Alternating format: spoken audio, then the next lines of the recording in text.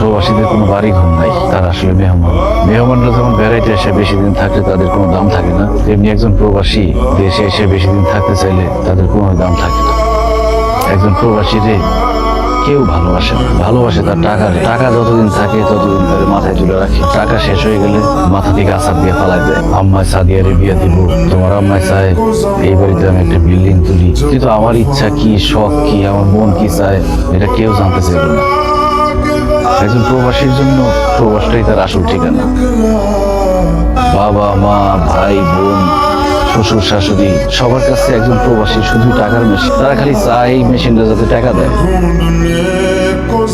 কিন্তু একজন প্রবাসীর যে মন আছে, মায়া আছে, আবেগ আছে, এটা কেউ বুঝতে চায় না। কেউ চায় না আমি দেশে থাকি, আমি কোনো বাদশার বড় কোম্পানিতে চাকরি করে নেই পারো। আমি তোমাকে সবাই মিশা কথা কইছি, আসলে আমি মরুভূমিতে উঠ চড়াইতাম।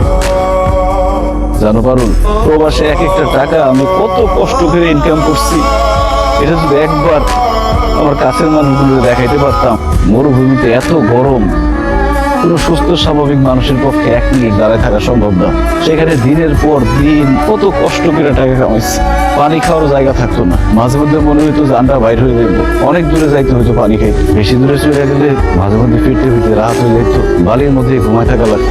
কখনো খাইয়া কখনো না খাইয়া দিন রাত এক করে কত কষ্ট করে টাকা কামাইছি, দেশে পাঠাইছি।